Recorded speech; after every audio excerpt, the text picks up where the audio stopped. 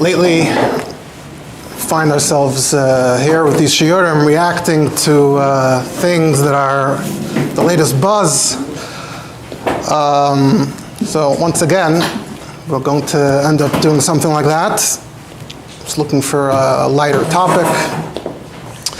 So many of you may have heard that there's a particular community, a group in Eretz Yisrael, where there's a subgroup within a group that has a shaykhus to Chassidus, but the leader of the group has been accused of many harbe severe averes, giluy arayos, shvichas damim.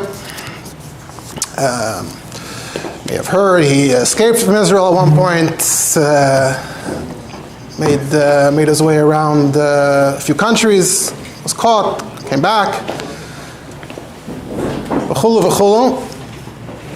The last few days, there's been, even though a lot of the details have been publicized before, but just in the last few days, there's been a documentary, part 1, part 2 last night, part 3, I guess, coming up, with a lot of recordings and recordings of him talking about it, recordings of women, recordings of the women's husbands, talking about what was going on in this matzav. And this was all being done, so to speak, under a form of brainwashing in which he's the tzadik hadar, he's Mashiach, and that's why he's allowed to do what he wants, and he's accomplishing tremendous, great things.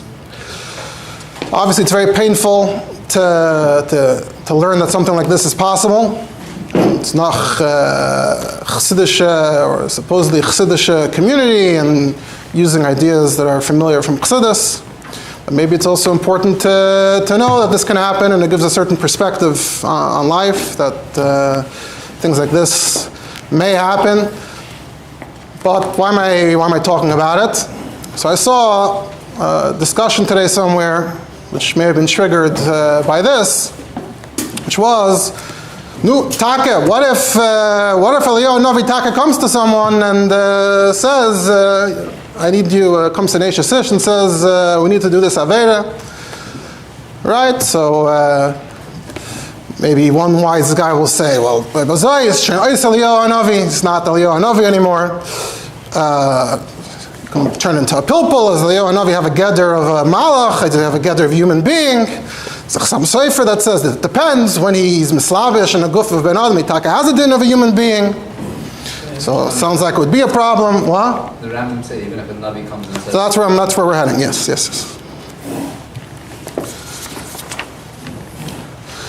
Someone mentioned there's a binyan tzion, which we'll get to in a moment. Famous case of the binyan tzion, where a person convinced the woman that he's Eliyahu Navi and this is what they need to do. So the person claimed that from the binyan tzion as a mashmos that she's just a fool for believing, but maybe we can somehow deduce that if Ataka was Eliyahu Navi, maybe she'd be in the right. So we'll get to that in a moment. How do you know if it's Eliyahu Navi? Right? Someone mentioned, says, we just learned Hilchas Yisrael Torah in the Rambam. The Rambam says the Navi has the power to override any mitzvah, if he shah, iras shah, except avodah zarah. So if you say except avodah zarah, it implies giluy arayos, shvichas damim, chamuras. The Navi can say, we need to go. Sometimes he can tell other people to do it, or theoretically the Navi can say, this is what I need to do. Then the question is, if we're talking about Eliyahu Navi, how will you know it's Eliyahu Navi? Maybe every person who's ever in Avera will taina Eliyahu Navi told them that it's okay, and then what? So that's where the conversation starts getting cute. But to me, there is a somewhat of a serious question here, a fundamental question.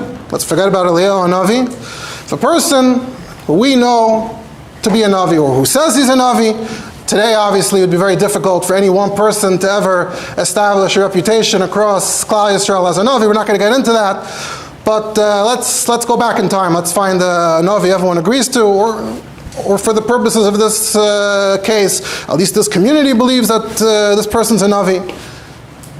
If a Navi is able to give a Ras Shah against the Surei Torah, like we just quoted from Hilchas Yisrael Torah, So could a navi theoretically come along and say, okay, here's an ish, I'm a navi, here's what we're going to do, etc.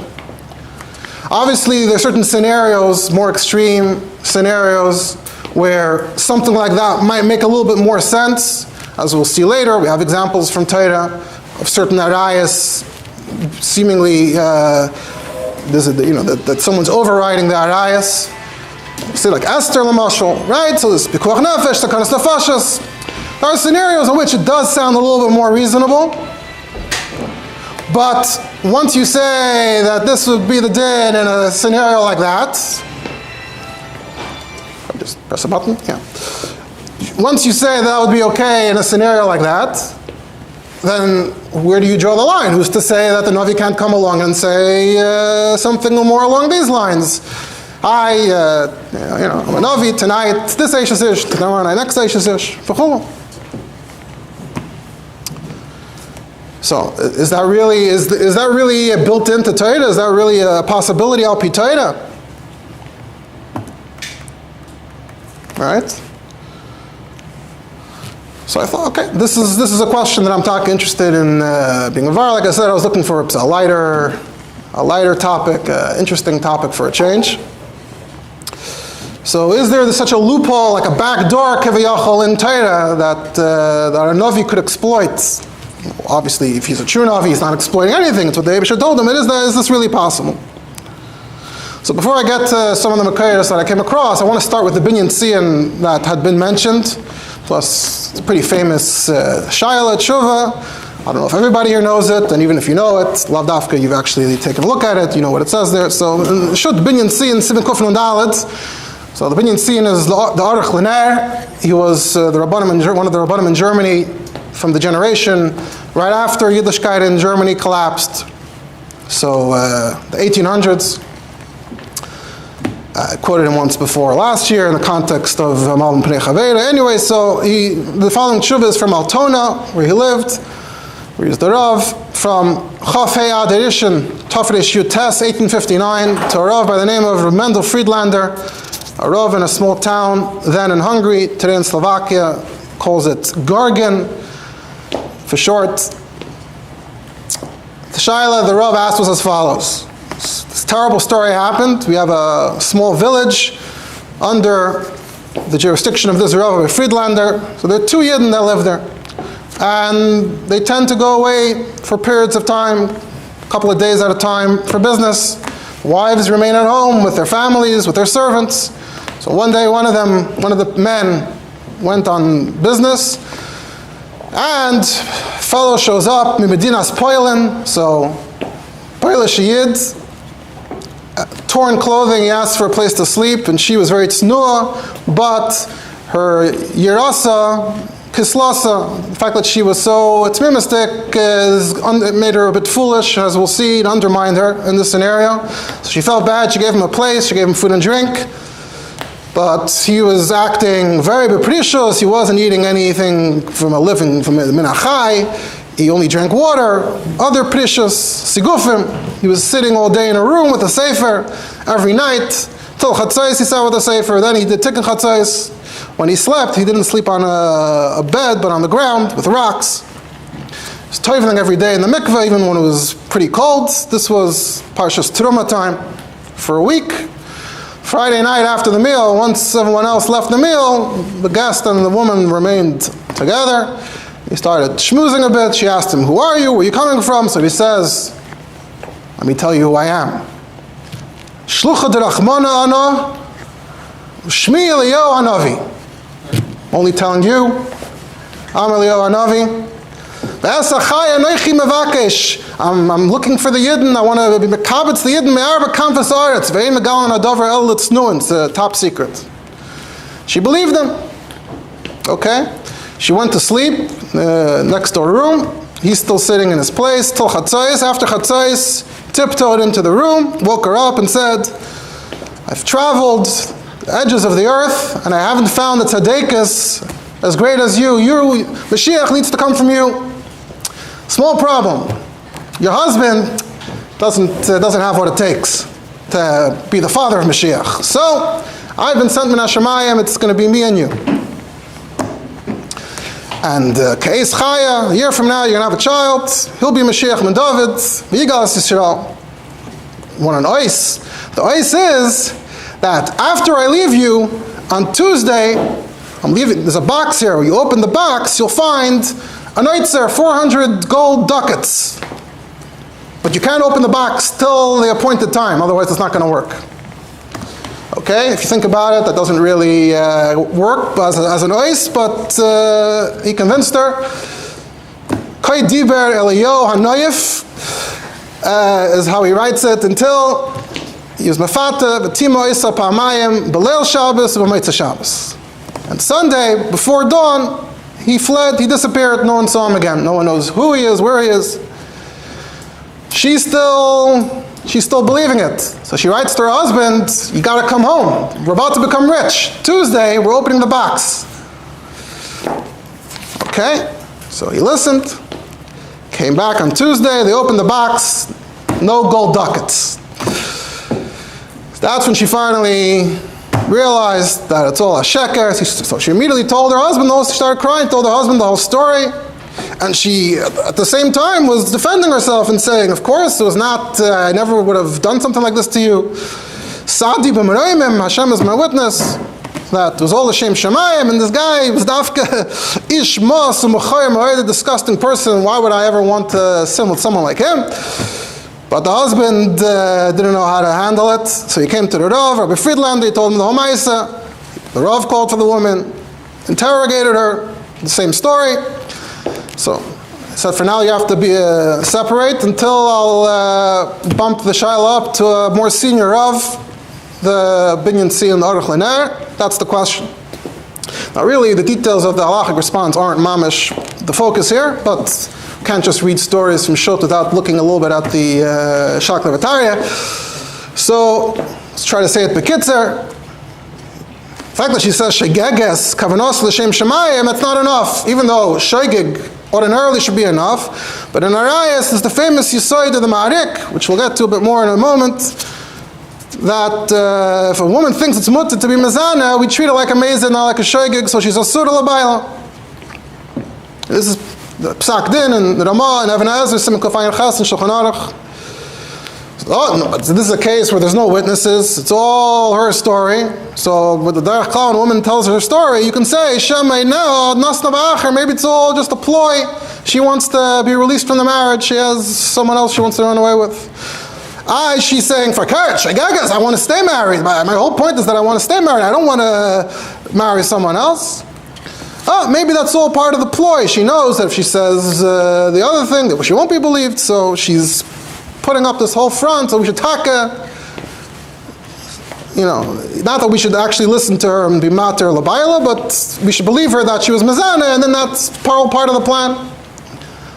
Another element here is that the Mesharsim came Shabbos morning to her room where she's sleeping, and the guy was sleeping on the floor in that room. So it's shtikol raglayim l'dover, that no one saw the whole story, but they saw that. So it's shtikol raglayim l'dover. There's raglayim l'dover. Maybe you don't say shemeina anosna ba'acher. But he says there are shittas that say that if there's raglayim l'dover, you can use other reasons, other tzvaras, and you can say if they would have sinned, so why would he be there on the floor till they came? He should have left before they came. Should have gone back to his room. And anyway, this doesn't count as real yichud. Raglam Adover has to be something severe. This is not even yichud. Everyone was able to walk in. That's not proper yichud. Problem is that these are very typical svaras, but that's if the woman is telling a story and the husband doesn't believe her. And in this case, the husband's very much on board. The husband very much believed the story. So that usually means that you have a problem. Then he says, you saw it in Piskei Maharai, Turmas Hadesha, and he quotes Madame Rottenberg, that when it comes to saving Shalai Lesser Isha Labayla, you're supposed to go out of your way. You treat that like a chumrah. You're being machmir to save Isha Labayla. So I'm also going to look for something. So this is where he gets back into the Ma'arik. So what's the famous Ma'arik? Ma'arik's famous vart is that there's really two pratim in being mezana. There's the Isser, and then there's Umala Boimal. You see by Saita, just learned. Umala Boimal is equivalent in today's plain English, cheating on someone. So there's a betrayal towards the husband.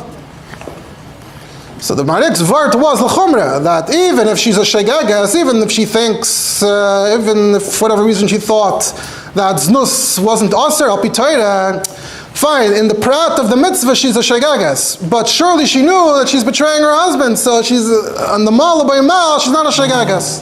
So bazoi, it doesn't count, you can't be matira. So the question is, how do we use this idea? Marik also brings the whole story of Esther in, kasher avadati, that until now she was Achashverosh b'Eines. Now that she's going, it's beratzen. The Marik says, she didn't do anything wrong. She's doing a mitzvah, she's saving Yidden. And we see that the Ruach HaKodesh was shayed on her when she b'vayel l'fnei HaMelech, ultimately. And still, we're saying that she's Neser al Mordechai because it was beratzen. So Marik says, Kal v'chaymer, there where there's not even an Aveira, it's mamash a mitzvah, but sad the din of mitzvah Aveira, not only is it not an Aveira, it's mamash a mitzvah. But at the same time, she's still Neser to Mordechai. Why? Because it's still Mala by Mal. That there's no way to spin. That's always baked in. So so for sure, Asura Alav, whether or not she knows as an Isser, B'shegig B'mezit. Ataka, the Beis Shmuel and Even Ezer says, V'im zinze baratzin gedei lahatzon nefashis, k'uvda, the Esther l'achashveidish Asura l'bayla, kivin shabiya haya baratzin. So the Binyan Tzion, I can respond to the Marik. The Marik's idea is a major svara gedoyla, that there's this din of mala by mal. But still, even that only applies where Zinsa Baratzin, she was enjoying herself, she just didn't know it was an Isser. That's the scenario the Marik is talking about. But if Zinsa L'Shem Mitzvah, that was Kavanos L'Shem Shamayim, then not only is it not an Avera, but why would you call that Ma'al Ababayla? Why is that different than Esther? He disagrees with us. He's disagreeing with that. He says, I agree with what you're saying up until the Esther part. Once you come to Esther, I would disagree with the Marik and therefore the Beis Shmuel. Especially with Mordechai. Mordechai Mamish told Esther to do it. Esther wasn't sure. Mordechai says, yeah, go ahead. Call that Mala Boy Mal, betraying a husband. The husband paskin, that this is what's Medarftan, this is what we need to do.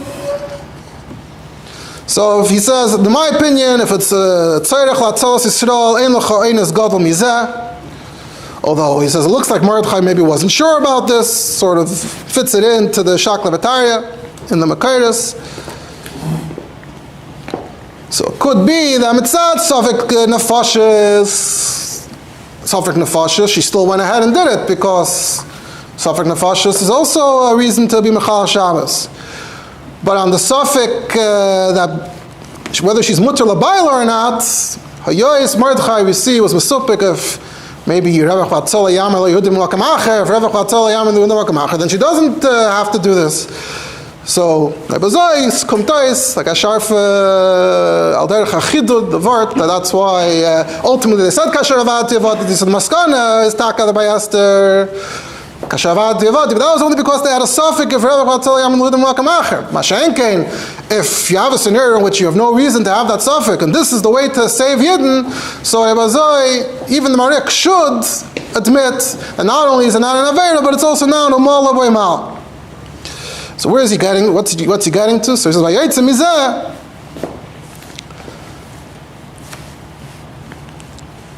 Right? So he's essentially disagreeing with Marik and the Beis Shmuel. Then he quotes another famous tshuva in these inyanim, the Shuvos Yaakov.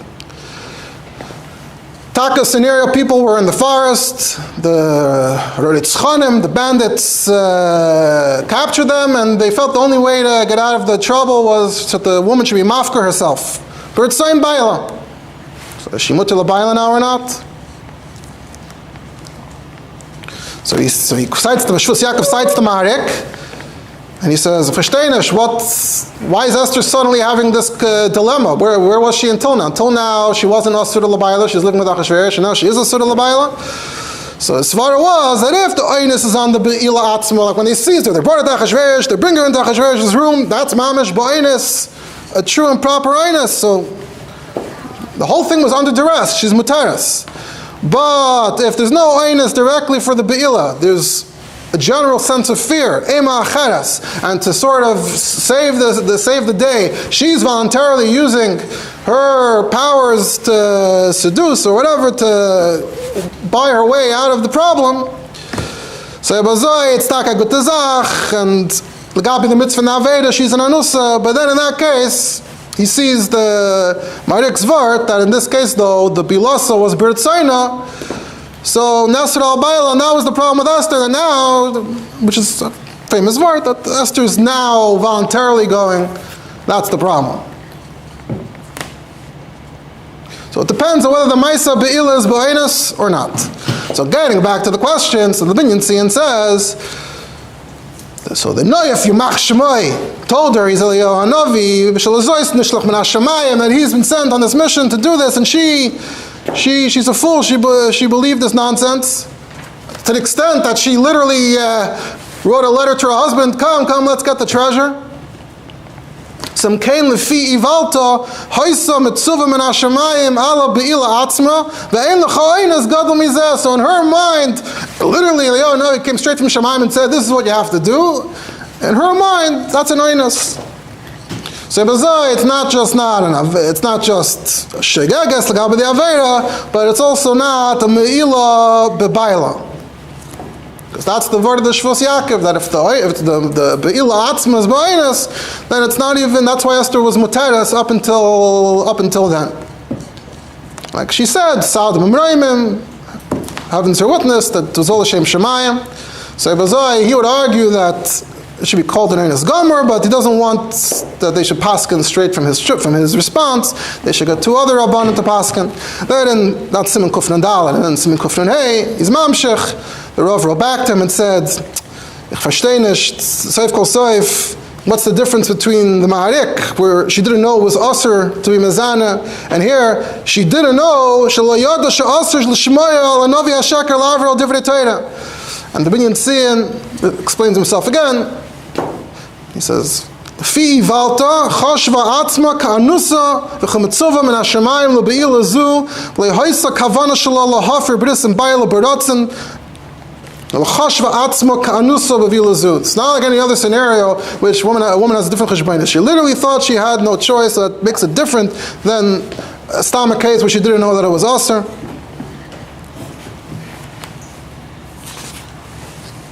And again, she didn't rely on this without other gedolim or for samim. Lamaisa, other rabbanim were asked. I saw them assigned to the Shut Yad Elazar, who was also from that area, and also later the Shiur Lemeshiv. And it looks like the other Rabbanim at the time didn't exactly go down this path. They're described as essentially answering her. Although with time, you see tshuvas that are building on the Binyan Siyan.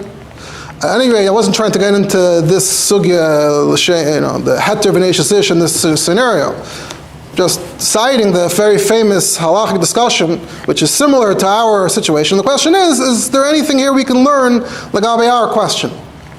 From going through the tshuva, I don't see any klora mashmos.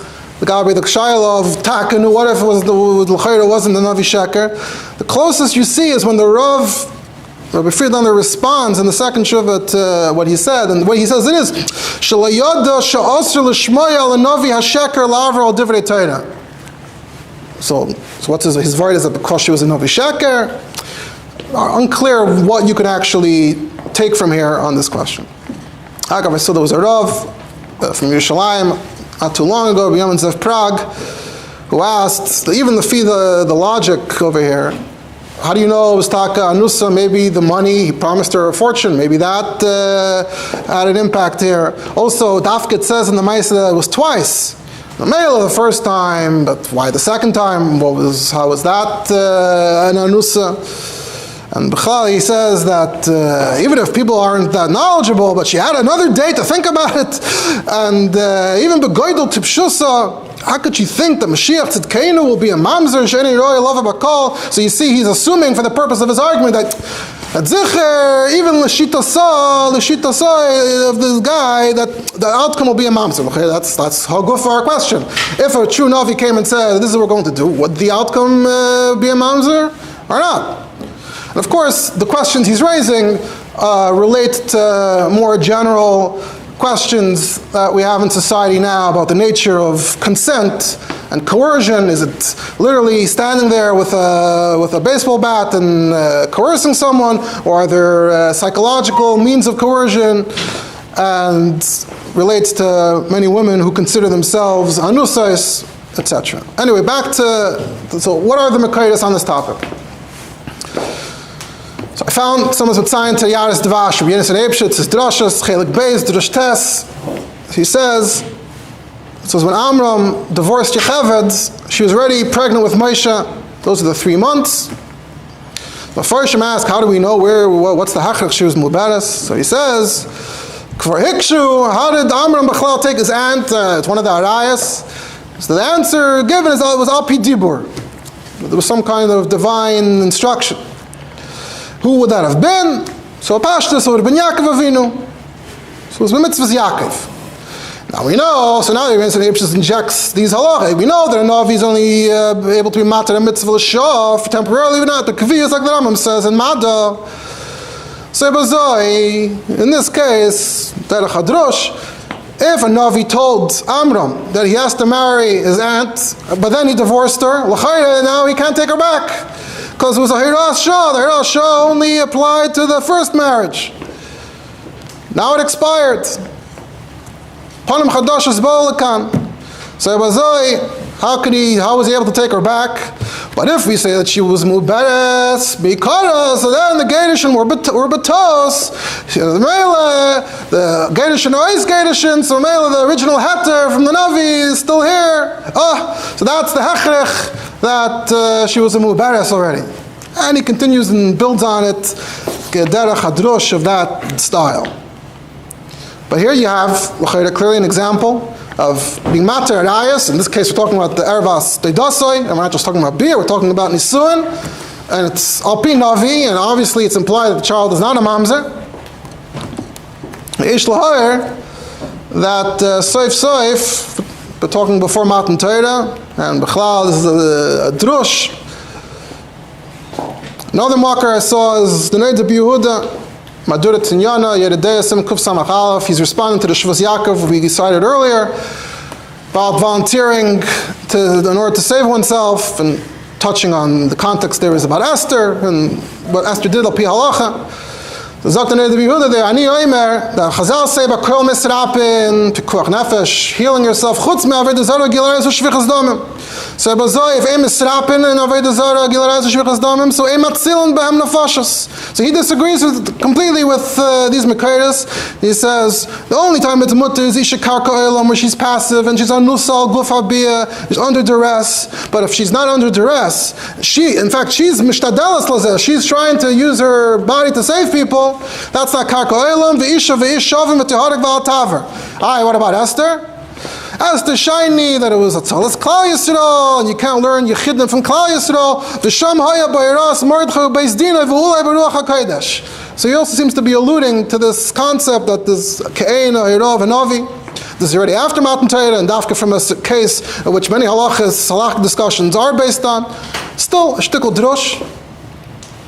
Going back before Matan Torah, we find that in Parshas Vayigash, so the Mizrahi asks, why don't we find that the Shvatim cared at all about the Fi Chazal, that they married their sisters? Why don't we see that the Shvatim cared at all with Dinah and the Shechem, there's the whole thing, Shimon had to promise her. Why don't they care about Achaisai? So the Gurariya, the Maral answers that Yaakov knew Baruch HaKodesh, that this is what they need to do. So just like they knew to be Mekayim the Torah Baruch HaKodesh, they knew to be Matir Baruch HaKodesh, Noistan Torah Oiser, Noistan Torah Matir. That's a Maharal-esque Mahalach. Same for Yaakov himself, he married 2 sisters, even though they're Mekayim the Torah, just like he knew the Baruch HaKodesh that you're not supposed to, he knew Baruch HaKodesh he is supposed to, and this is where he's going to have a Shvatim from. Pesha Aser wa Pesha Hitter. Kameisha Nemer Loi Le'Eliyol Ha'akrav B'chutz. And he mentions this Eliyol concept. And he says, why do we hold it against Yaakov later on? It's a Gnai. He doesn't want to make the bracha lasad lavoi. So this is the only reason why it's a gnai is because Yaakov, it was only mutter to Yaakov because the Torah Taka wasn't given yet, and Yaakov knew this. It's because he wasn't nitztav and he had the Ruach HaKodesh, but even though there's Ruach HaKodesh, it's still a gnai. Soif, it's going to be also when the Torah is given. V'mnitna ha-Torah loy hutar davar zeh Yaakov shaloi matzanu sheyiyeh isur erva nidcha. So I saw the quote from the Kli Chemda, Meir Domplatsky, lived in Poland not too long ago. Alain Garichas on this Maharal, that it sounds like from the Maharal that this type of stuff taka only works for the Taryag mitzvahs before Matan Torah, but not for Sheva mitzvahs or for the mitzvahs after Matan Torah. The Maharal compared it to... And he also makes a distinction between, but he wants to make a distinction between a navi and the Ruach HaKodesh. A navi wouldn't even work here like the Maharal, because a navi is mamish shayras shah, but not a marriage, a long-term marriage. So Yaakov would have needed this special gather of Ruach HaKodesh, a pesha asur, a pesha itter, which is in a sense a deeper level. What about that? Okay, we don't have time for that. So Maharal himself concludes, Shaloi matzanu sheyiyeh isur erva nidcha. The Maharal seemingly almost clearly says that we wouldn't just be suspending isur erva.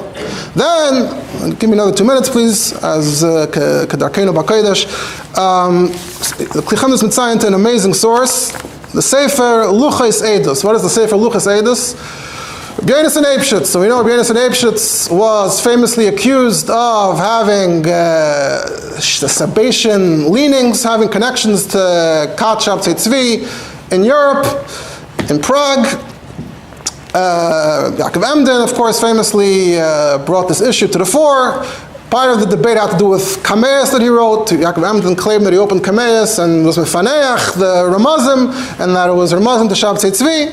So Yaakov Emden was printing Kuntresim. So Rabbi Yonasan Eibshitz printed a kuntras in response, Luchos Eidos.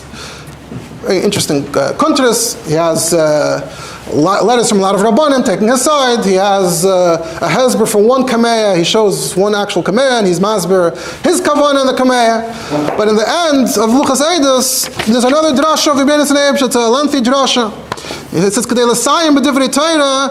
This is the drasha that I gave. Kasher heichal harash b'yoyim chav vav shvat tovkuf yud aleph. When this issue came to the fore, Rabbi Yonasan Eibshitz got up in the Beis Medrash and he gave a drasha in his signin, but alluding and addressing the situation. And he compares himself to Dovid HaMelech and how Dovid HaMelech was accused of different things. In the middle, Shimon HaRabbaisai. This is all in response. Like the drasha kosin, I didn't invite you for a drasha. This is Dibas Rabim Shemati Mesaviv Ki'ilu Chas V'Shalom Yesh B'Shemetz Lias Mikitas Mamine Shatzimach Shmoy, etc., etc. With the Kameas, very interesting stuff. Then back to the drush, and at some point he gets to the idea. Dovid says Rabim Kamam Alai, and had to do with Dovid's Yichus. We just Shavuos for those who took a look at Rosh, the question of Dovid's Yichus. So at one point it says that Avishai got up with a cherev and he said, halacha is that Dovid's yichus is fine. So what's going on? Why do you have to do that? We're not going to get into the pratim. But Shmuel already was Mesheach Dovid. Shmuel's a navi, is Mesheach Dovid. Shouldn't that settle the debate? Why does Avishai have to come with his sword? So he says, a navi has the power to be Eiker Dover Min HaTorah, only l'shal and not l'doidas. So maybe David could be Nimshach l'melech, but that doesn't mean that the Malchus based David can continue. Maybe it's just arayos navi l'shal. From there, the Rebbe gets into this discussion, and he goes off into the question of, does a navi have a power to be matter anything? And he says,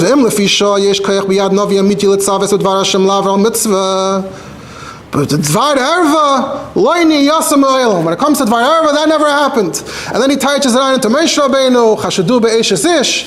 Why were they accusing him of eshes ish?